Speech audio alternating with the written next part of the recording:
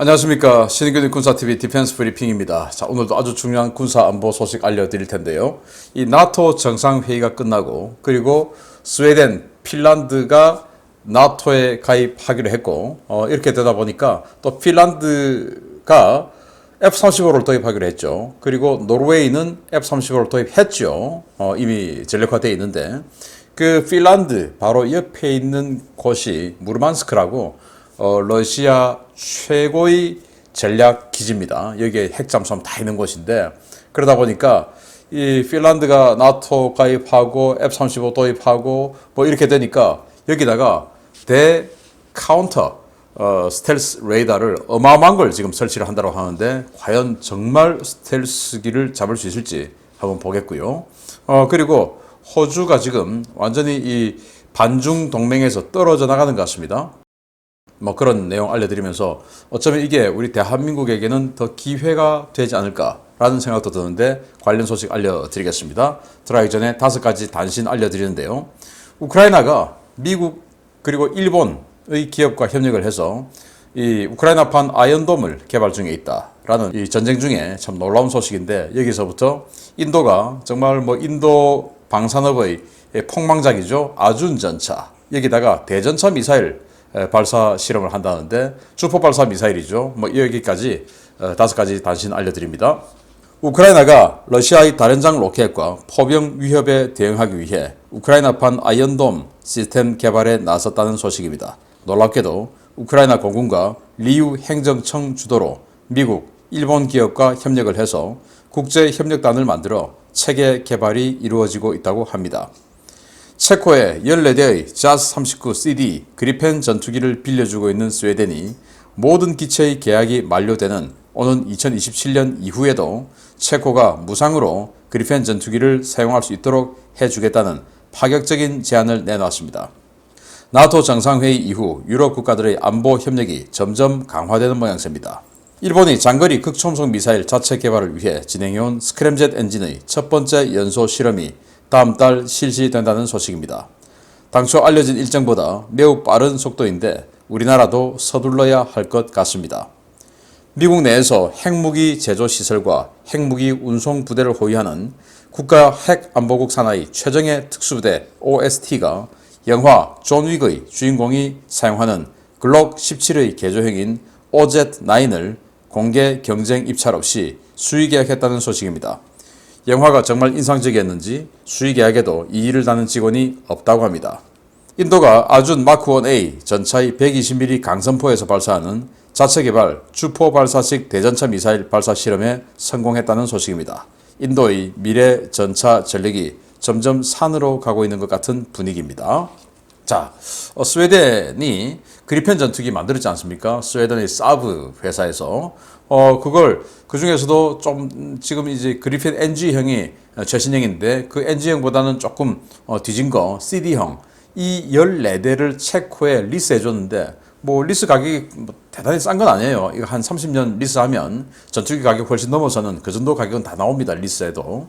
자, 그래서 2027년에 리스가 다 끝나니까 체코는 지금부터 빨리 F-35 도입을 서두른다 라는 이 계획을 가지고 F-35 도입을 서두르고 있던 중이었어요. 그런데 이번 나토 정상회의를 기점으로 나토 가입이 확정된 이 스웨덴이 나토 가입 기념 선물을 주는 것인지 체코에게 임대 기간 다 끝나도 리스를 추가로 안 내고 그냥 공짜로 쓰세요. 우리 돌려줄 필요 없어요. 그 대신 거기에 들어가는 무장, 부품 이런 거 어차피 우리 거 사니까 막 그거로 우리는 됐습니다. 계속 쓰세요. 이렇게 된 겁니다. 완전히 체코는 대박 터진 거죠. 그래서 이 그리펜 CD형 같은 경우는 F-16 CD형하고 거의 근접하는 그런 성능이다라고 평가를 받고 있죠. 자, 이런 걸 그냥 뭐 공짜로 써라 이러고 하니까 너무 좋은데 스웨덴 입장에서는 그걸 가져와봐야 자기네들은 지금 다 NG형을 쓰고 있기 때문에 너무 성능이 떨어지고 또 추가로 리스하겠다는 회사 국가가 없으면 폐기해야 되기 때문에 폐기할 바에야 같은 동맹이자 됐으니까 더 쓰고 그리고 어차피 운용 유지하기 위해서 부품 이런 거는 사가야 되니까 그렇게 돈 좀 써라. 자, 체코는 그렇게 해서 그리펜 14대를 그대로 쓰면서 F-35도 그래도 계속 도입하겠다라고 또 선언을 했어요. 체코의 공군력이 어마어마하게 증강하게 되겠습니다. 자, 이런 소식을 앞에 두고 본격적인 소식 들어갑니다. 호주 노동당 정부가 최근 리처드 말레스 부총리 겸 국방장관의 거짓말 논란에 휩싸여 곤혹을 치르고 있습니다. 여론의 질타를 받은 말레스 장관이 결국 공개 사과 메시지를 내고 앞으로 상당 기간 원자력 잠수함 도입은 어려울 것이라는 진심을 실토했습니다. 리처드 말레스 호주 부총리 겸 국방장관이 호주 해군의 원자력 추진 잠수함 도입이 아무리 빨라도 2030년 이전에는 어렵다며 전력 공백을 메우기 위한 다른 대안을 모색 중이라고 현지 시각 6월 29일 밝혔습니다. 말레스 장관은 2030년 이전에 호주 바다에 띄울 수 있는 기성품 잠수함 구매 가능성은 낮다라며 그러나 원자력 잠수함을 2040년대 이후에나 들여올 예정이었던 무능한 이전 정권보다 우리는 서두르고 있으며 우리가 원자력 잠수함을 조기 전력화할 가능성은 극단적으로 낙관적이다 라고 주장했습니다. 오커스 레짐을 출범시켰던 스캇 모리슨 정부 당시 피터 듀튼 전 국방장관은 당초 8척 규모였던 차세대 잠수함 도입 규모와 도입 시기를 전면 재조정해서 미국에서 버지니아급 블락5 잠수함 2척을 2030년대 이전에 직도입해 전력화하고 동급 잠수함 건조 기술을 이전받아 남호주 지역에서 8척의 버지니아급을 자체 건조한다는 계획을 수립했었는데요.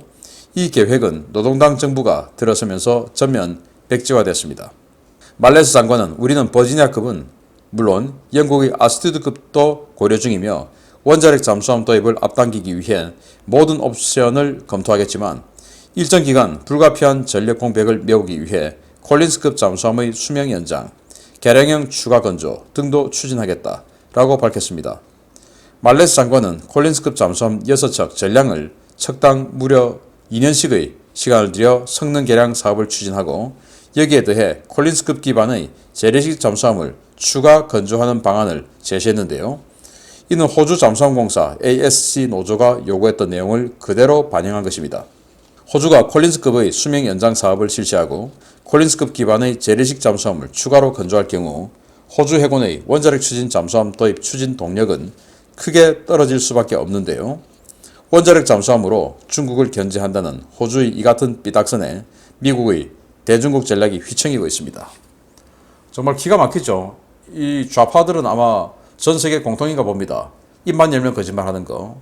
이 전임 우파 정부는 2040년 이전까지는 원자력 잠수함 도입할 의지 없었다, 능력 없었다 이렇게 주장하면서 우리는 그런데 그 전에 할 거야 라고 이야기를 하면서 그런데 알고 보니까 전임 정부의 계획서를 보면 2030년대가 되어야 원자력 잠수함을 건조할 수 있으니까 그 사이 10여 년은 공백이다.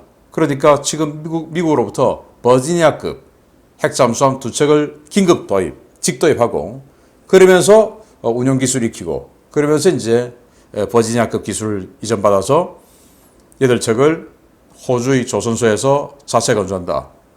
라고 했는데 이게 2040년 이전까지 안 들어오는 겁니까? 들어오는 거죠. 근데 이렇게 거짓말을 합니다. 그러면서 자, 우리는 전임 정부는 버지니아급, 미국 버지니아급으로 확정을 했지만 우리는 영국 아스튜드급까지 집어넣어가지고 두 개를 좀 비교 검토할 거야. 자, 비교 검토하면 시간이 좀, 검토 시간 오래 걸리겠죠? 그러니까 그렇게 오래 걸려서 2040년 정도까지는 핵잠수함 안 나올 거니까 그 사이에 전력 공백 20년 어떻게 해? 그러니까 지금 있는 콜린스, 바닷속의 락 공연장이라고 하는 그 콜린스를 개량하겠다.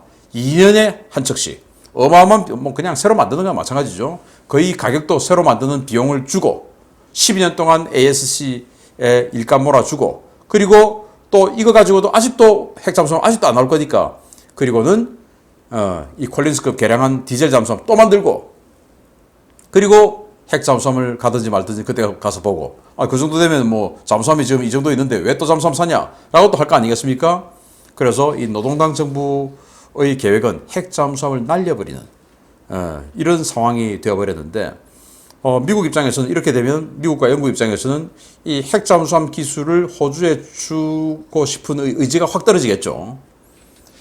저는 뭐 이게 어쩌면 우리 대한민국의 기회가 아닐까라고 생각이 되는데 이때 우리가 핵잠수함 만들게 우리가 이 동중국해에서 초계 돌면 되지 않느냐 라고 해서 핵잠수함 우리가 이때 치고 나갈 그런 타이밍이 아니냐, 기회가 아니냐라고 생각이 됩니다. 아무튼 좌파들은 입만 열면 거짓말. 이거는 뭐 진리라고 생각됩니다. 두 번째입니다.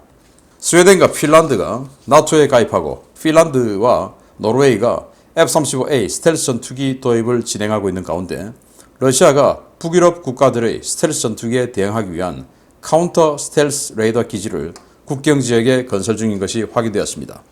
스칸디나비아 반도 전역이 감시권에 들어갈 전망이어서 영내 국가들의 비상이 걸렸습니다. 러시아가 스칸디나비아 반도 북부 노르웨이 국경에서 약 10km 밖에 떨어지지 않은 광산마을 자폴리 아르니에 원거리에서 스텔스기를 탐지할 수 있는 고성능 카운터 스텔스 레이더 기지를 건설 중이라고 복수의 워싱턴 소식통이 현지 시각 6월 30일 리포트했습니다. 워싱턴 소식통들에 따르면 러시아는 지난해 7월 이 마을 인근의 부지를 매입해 터를 닦는 공사를 진행했으며 최근 이곳에 로조나스 애니 레이더 시설을 건설하기 시작했습니다. 거대한 VHF 레이더인 로조나스 애니는 독립적으로 작동하며 각각 90도 범위의 감시를 하는 레이더 모듈 4개로 360도 전 방향을 감시할 수 있는데요. 러시아의 최신 레이더 기술을 집약해 스텔스기는 물론 순항미사일과 탄도미사일, 극초음속 비행체를 효과적으로 탐지할 수 있는 것으로 전해졌습니다. 러시아 군사평론가인 유리 크누토프는 최근 타스 통신과의 인터뷰에서 로조나스 애니 레이더는 첨단 레이더 기술에 인공지능 기술을 통합한 첨단 시스템이며 클러터가 강한 환경에서도 우수한 표적 식별과 추적 능력을 갖추고 있다 라고 주장했습니다. 러시아 측 주장에 따르면 로조나스 애니 레이더는 600km 거리에서 스텔스기를 탐지할 수 있고 1200km 거리에서 탄도미사일과 극초음속 미사일을 탐지해낼 수 있는데요. 특히 100km 거리에서부터는 500개 이상의 목표물을 동시에 추적하고 S-400 등 요격 자산의 표적 정보를 제공해줄 수 있는 능력을 갖추고 있습니다. 워싱턴 소식통들은 자폴리 아르니에의 기지의 로조나스 애니 레이더가 노리는 것은 핀란드 중부의 로바니에미 공군기지와 노르웨이 북부의 에베네스 공군기지라고 분석하고 있는데요. 이들 기지는 이미 F-35를 운용 중이거나 운용할 예정인 곳으로 스칸디나비아 지역의 러시아군 감시정찰 자산이 집중적으로 들여다보고 있는 곳입니다. 러시아가 카탈로그 데이터 수준의 카운터 스텔스 능력을 보유한 레이더를 이곳에 배치하면 북유럽 지역 F-35 전력의 전략적 유연성이 크게 약화될 것으로 보이는데요. 아무래도 이 레이더 기지에 대응하기 위한 대책 마련이 시급해 보입니다. 자, 이 레이더예요. 여기 뭐 거대한 이런 벽 같은 구조물들이 보이는데 이거 하나가 한쪽을 바라보는 레이더예요. 그래서 이걸 사면에다가 해서 90도씩 보니까 360도 전방향을 볼 수 있게 하는데 이게 뭐 X밴드, S밴드, L밴드 이런 게 아니고 VHF. 우리 TV 볼 때 VHF, UHF 하지 않습니까? 그래서 멀리까지 가는 이 그런 장파장 VHF 파장의 전파의 레이더인데 이걸 가지고 600km 밖의 스텔스기를 탐지할 수 있다 라고 주장을 해요. 그러면은 의문을 좀 가져보면 이 600km 같으면은 지구는 둥글기 때문에 지평선 넘어 한참 넘어 있는데 그걸 어떻게 탐지하지? 전파는 꺾을 수가 없이 전파는 직진인데 아니 저 밑에서 저공비행해서 날아오는 스텔스기를 어떻게 탐지하지? 라고 할 수 있는데 자기네들은 구름, 이 전리층에다가 쏴가지고 반사를 시켜서 그 반사되는 그럼 산란이 엄청나게 돼서 판독이 잘 안 될 텐데 그래도 할 수 있답니다.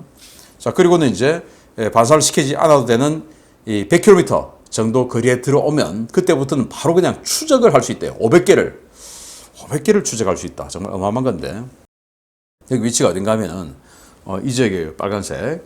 여기 빨간색에서부터 100km 오른쪽 동쪽이 무르만스크 그러니까 러시아 북방함대 기지죠. 여기에 뭐 러시아의 전략핵 잠수함 다 있는 어마어마한 전략 기지입니다. 그래서 이 무르만스크를 지키기 위해서 이 앞에 레이더 기지를 설치를 하고 여기에 이제 레인지 600km 들어오는 레인지가 바로 지금 핀란드가 앞으로 F-35를 도입하면 배치하게 될 기지가 바로 여기입니다. 그래서 기지 이륙하는 순간 우리 다 볼 거야.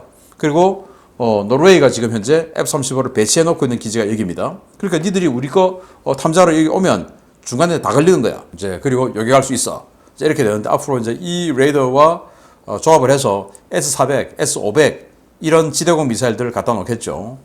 여기에 대해서 그 미국을 비롯한 이 나토 국가들이 이런 장거리 VHF 레이더를 어떻게 제밍하고 또 무력화시킬 수 있을까 하는 대책 마련이 시급해 보입니다. 그러나 러시아는 일단 그들이 카탈로그 데이터상 주장하는 걸 한 번도 실전에서 구현해낸 적은 없기 때문에 이것도 과연 될까 하는 의문을 가져봅니다만은 그래도 된다 치고 대응책은 마련해야 되겠다라는 생각이 듭니다. 마치겠습니다. 감사합니다.